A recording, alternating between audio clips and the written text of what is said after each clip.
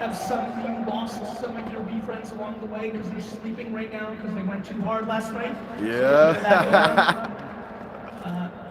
Their mistake, because this opening panel, I think is going to be one of the most interesting ones in this entire conference. I'm not going to waste a lot of time. I think we should get right into it. Please give a humongous VeeCon welcome to the creative genius, Pharrell.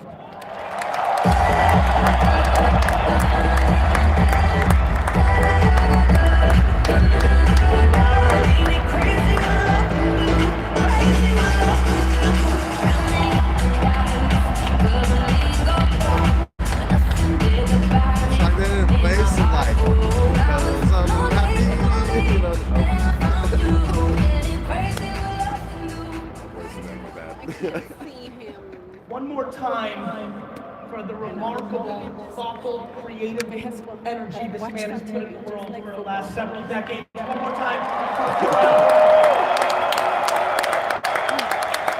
Thank you. Shit, I totally stepped in your burrito just now. Oh, it's all good. No, thank you. I think one of the things that really excites me about Web3 is it's forcing many of us who've had creative tendencies, me included, to really ask ourselves, how far can we go into creativity? It seems like a real opportunity for people to express themselves in a way that is different than the internet because of some of the ownerships and the provenance and things of that nature. How do you think about creativity as a whole? Because I find you to be unbelievably creative from afar. So I think it would be a great insight how you define it, how you think about it, how you live within it. Wow, that's a lot. I tend to be a lot. No, it's amazing. It's a great question. First of all, thank you for having this amazing event and allowing all these people to galvanize behind the idea that freedom is yours, the minute that you realize that it's yours. That's what this whole thing is. That's what VeeCon is for me. Second of all, thank you for acknowledging and even welcoming us here today, because I'm happy to be honored and a part of it. And to answer your question, we are all co-creators of the universe. Even when you are just thinking to yourself, you are creating, you are co-creating. Even when you're just formulating sentences, even if someone said it before, that's okay. We see a lot of the same things happening in different areas, and it seems like people are not connected and you can't figure out why they're doing and saying some of the same things. It's because we are co-creators with the universe. The universe is the creator, right? It was here before us, it'll be here after us. And our existence and everything that we do is a co-creation. And you have to ask yourself, every time you think or do something, is it an added value to existence, or is it a deficit? And not only to yourself, but your community, and the things that you're thinking about, and the overall sentence that will be in history moving forward. That's how I look at creativity.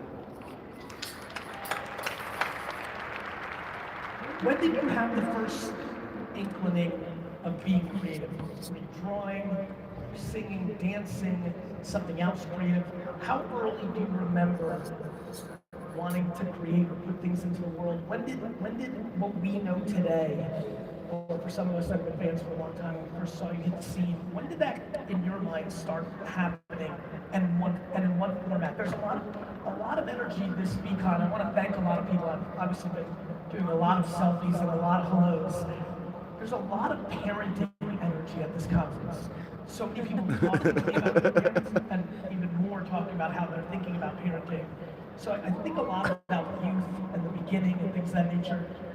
When I ask you that question, when did being creative first hit the scene?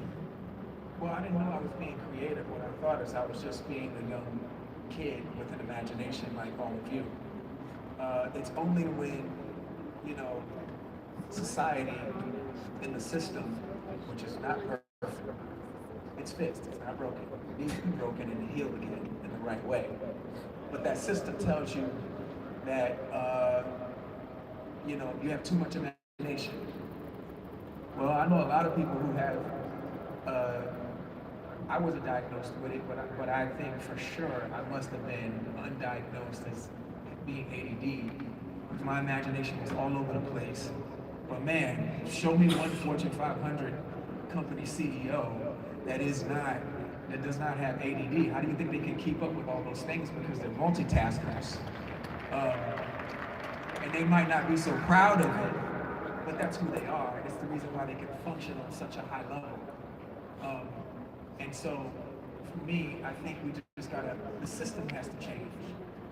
All children, not all children process information the same way. Not all children apply information the same way. Some of you are graphic learners, so you're like avid readers, you read all the time. But then some of you are more visual, right? You need to see it. And some of you are auditory. You need to hear it. You're better when you hear things, right? And then they will tell you, oh, there's a disability. No. You're learning differently. Just like we don't refer to our brothers and sisters or fellow human beings as disabled, they're differently abled. You are a different learner. Period. And what I love about what you're doing right now, and I gotta set up because it makes me sit back. I gotta set up to just say this. What you're doing right now, you come here talking to the people about the blockchain and Web3. What you should know is, this is a moment in time where everything is changing right now. You all are looking at these old systems, you know that they're antiquated, you know that they don't work, and you are standing up and you're saying, no more. You are changing the paradigm right now. And it doesn't matter, yes, we're in a recession, yes, your crypto is gonna go down like everything else, but you know what? It's gonna hold because it was founded on something very different than what Wall Street was founded on, right? It was founded on something completely different.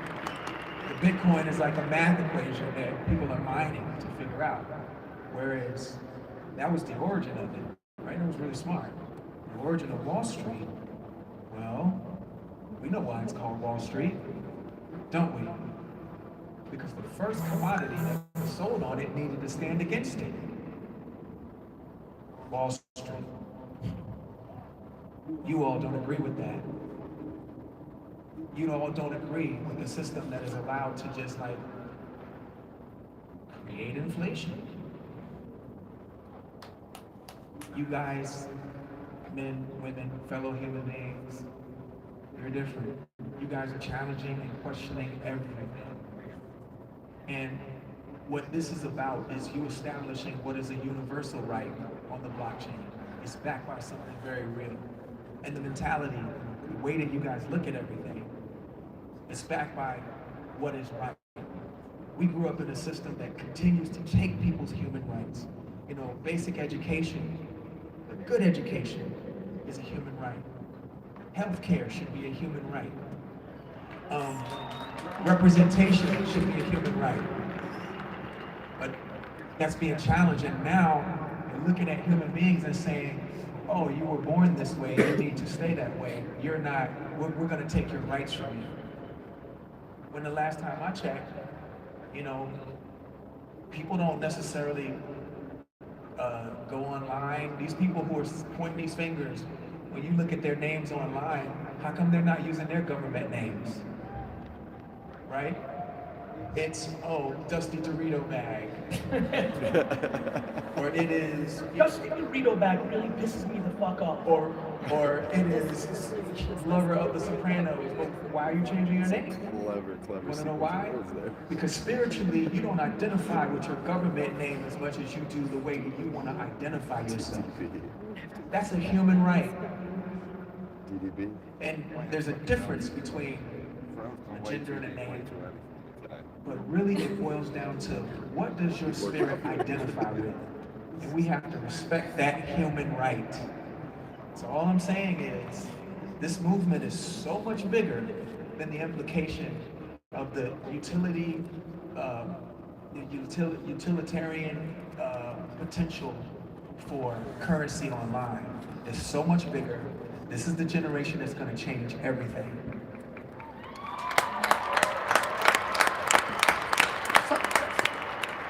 that halfway through that incredible comment, I was thinking about another word that I want to ask you about. So, How that much was it. of who you are today and how you create and think is based on curiosity? And how much do you even think about that? Do you think that, when I say the word curiosity, where does that take you? Curiosity is the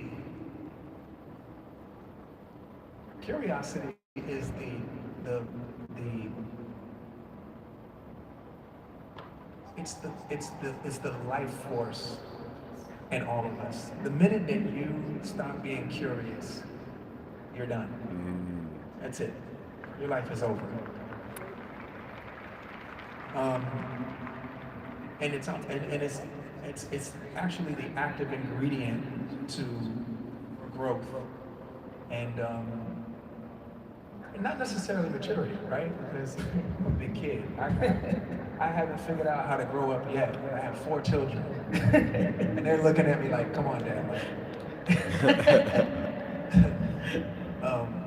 But curiosity is everything. It's the key. I agree. I think, I said in my opening keynote, I'm going to push it again. As you look at the schedule today and you think about what you're going to do, please lean into the things that you might be curious about but don't know. People are so focused on being comfortable.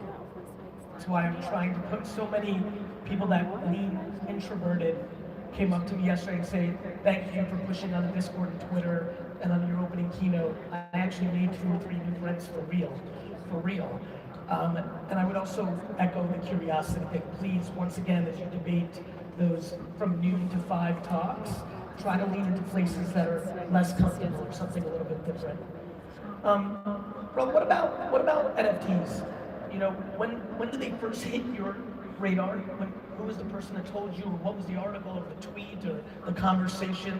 What was the initial, explain that one more time. What was the initial patterns going through your head as you were sizing up and intaking the concept of an NFT?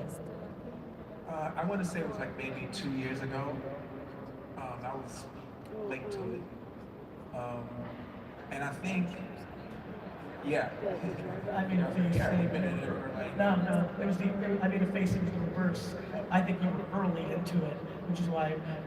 Really, the last 15, 16 months is when it really hit the scene. Obviously, 2017 had for all the hardcore techies in here, there was the Crypto Kitties thing of 17 that I hit some radars, but it was NBA Top Shot, not even on Ethereum, on Flow, that got it really going in the fall of 2020. Then the winter and fall, there was a lot more conversation about CryptoPunks, and then it popped off in 21. So, well, when I say I'm late, it's because I thought about it more than I did anything about it. And thoughts are awesome, because thoughts are things, right? But it doesn't really matter until you do something about it, right? So I was late doing something about it because I debated it, and anybody that I was talking to, just trying to get them to understand, they're like, well, why would you want something on your phone? What if your battery dies?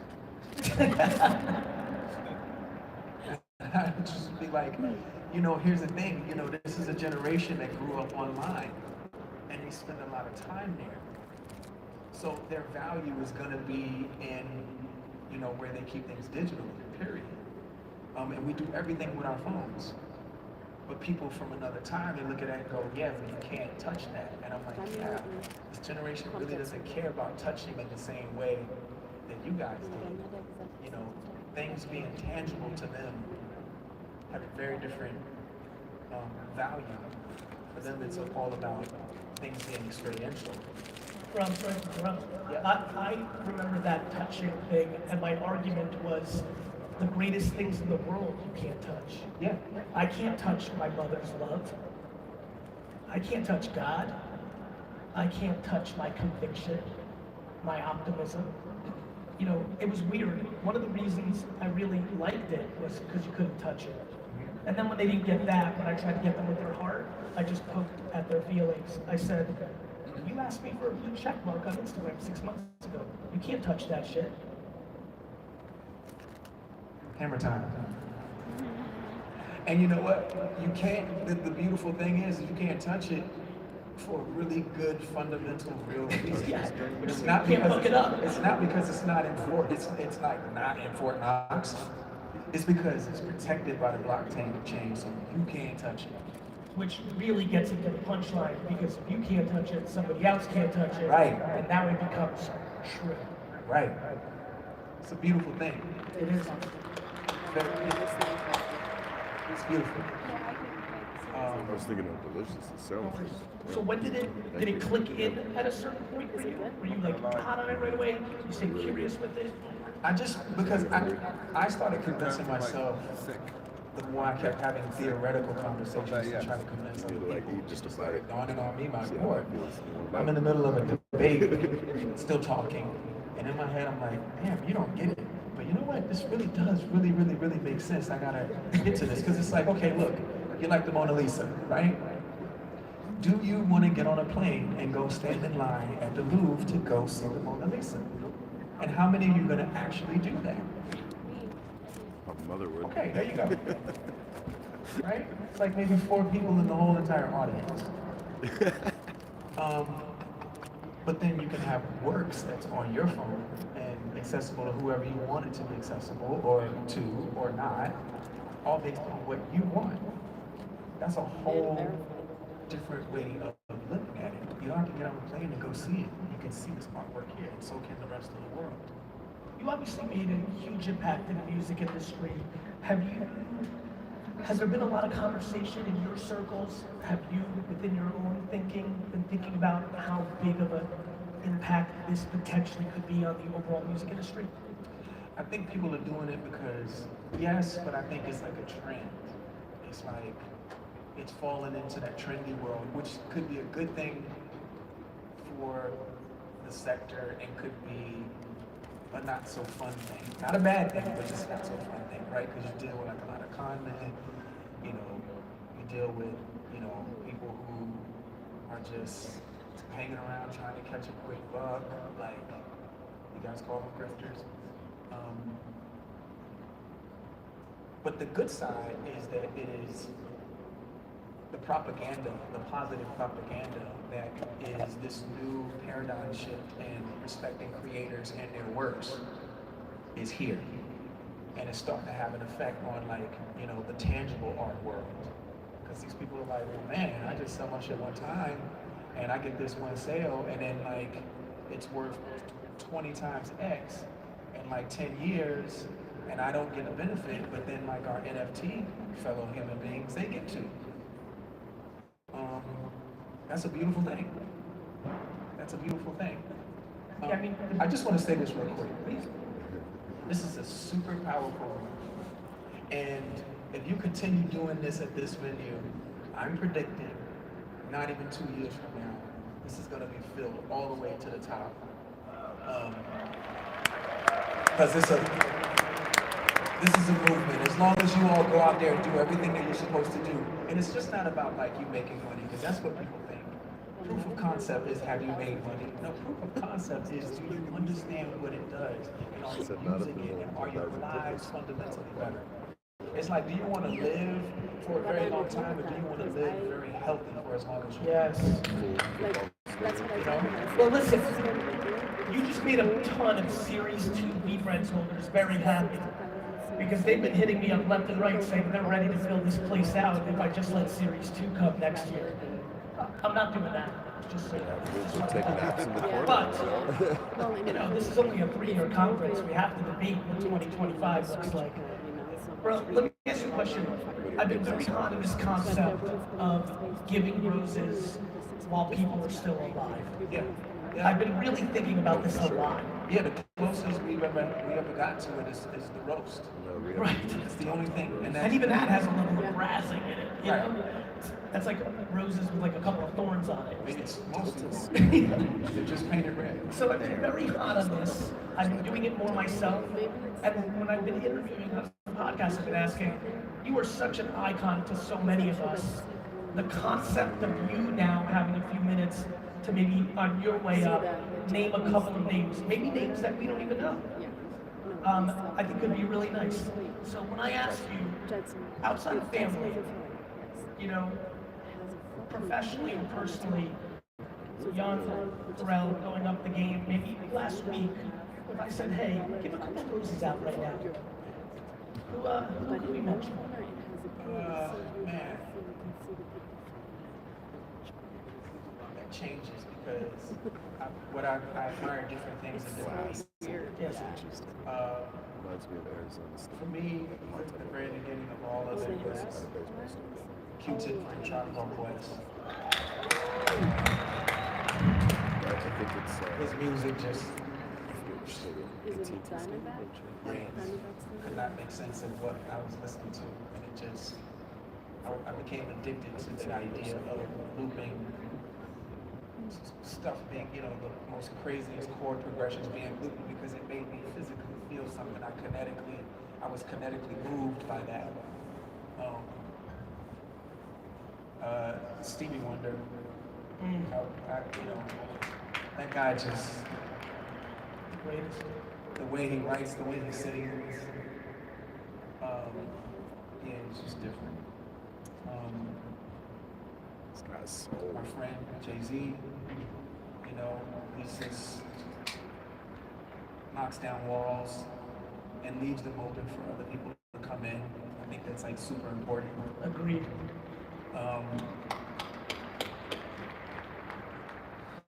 don't know. There's a long list of people that I look up to in that way. That's awesome. I appreciate that. Before we get out of here, what are you thinking about that you'd like to accomplish over the next 5, 10, 15, 20 years? What ideas get you excited, whether creatively or self-interest maybe? You want to pick up pottery making. Couple things. One,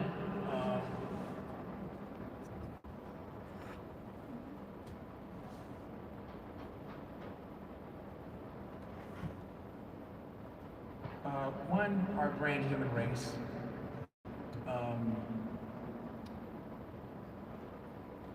And I'm feeling really good about that. That's like where my super focus is. Music will always be my focus, by the way. I don't know if y'all heard the new Kendrick album or the new Pusha album.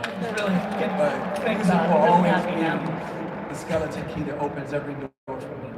But I'm really super focused on like human race right now. Yes, sir. Yeah. Thank you. It loves you back.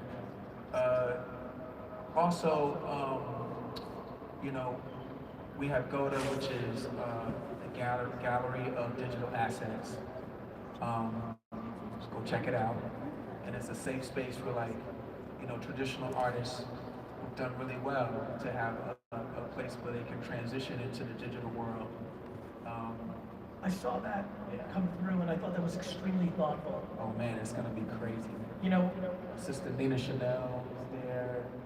She's coming with something like, I don't want to give you guys too much because I want you to see it, but give them a little bit. I mean, we're here.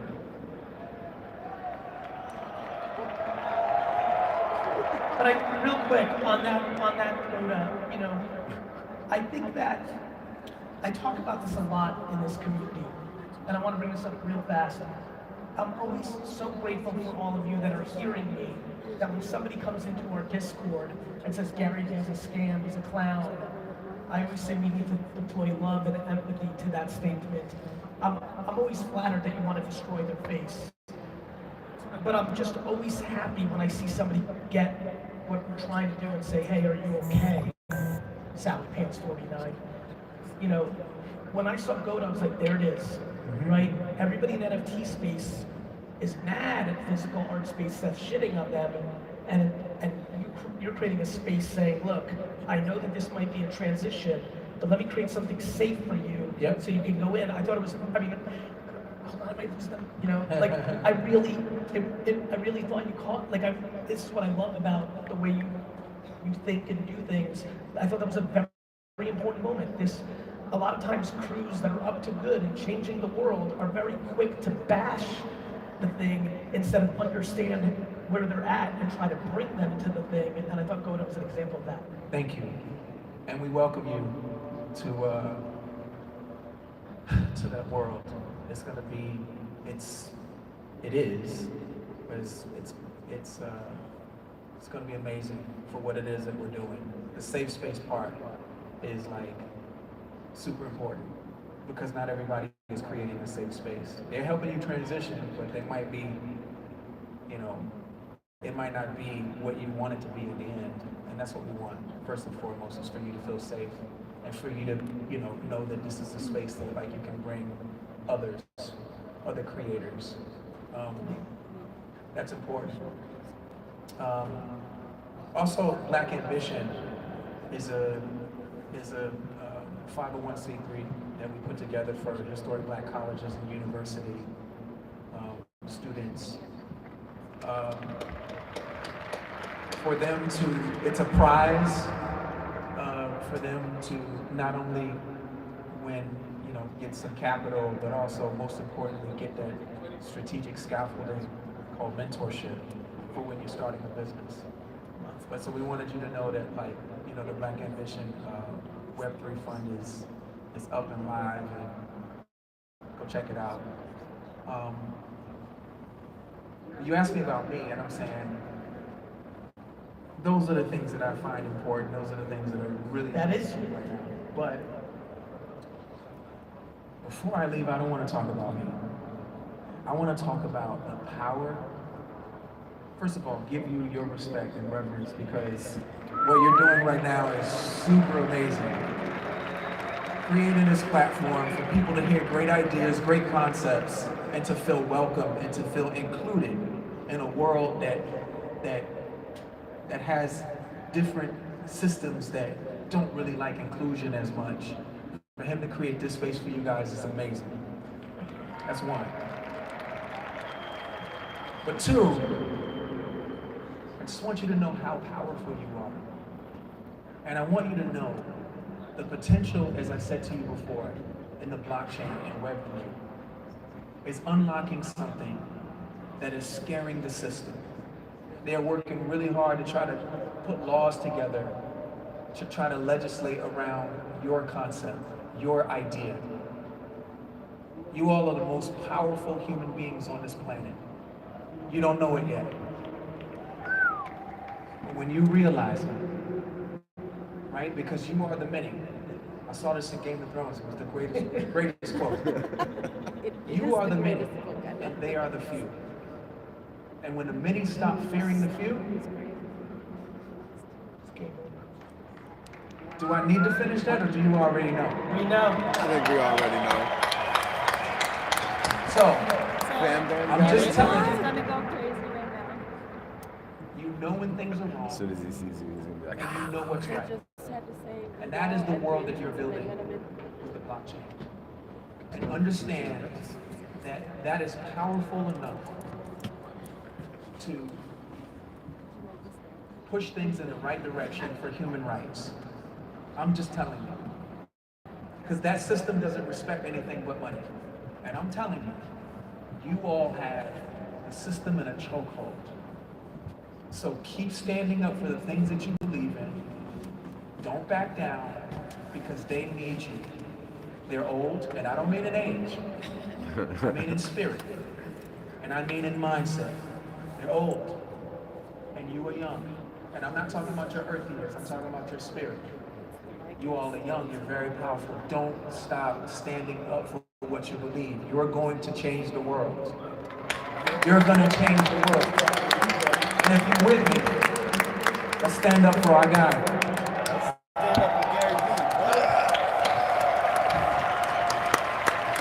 There was only one made-up character in VeeFriend's world.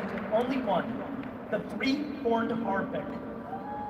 The trait of the three-horned harpic is to be thoughtful.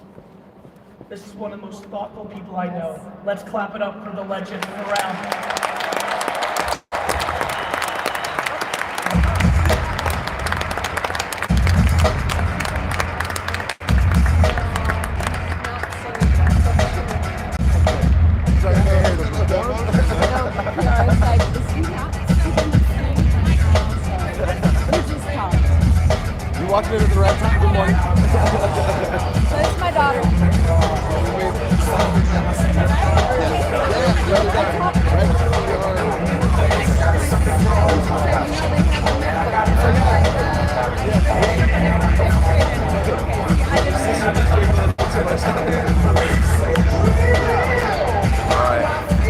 tuning in, everybody. We'll be back later. Let us know what you want to see.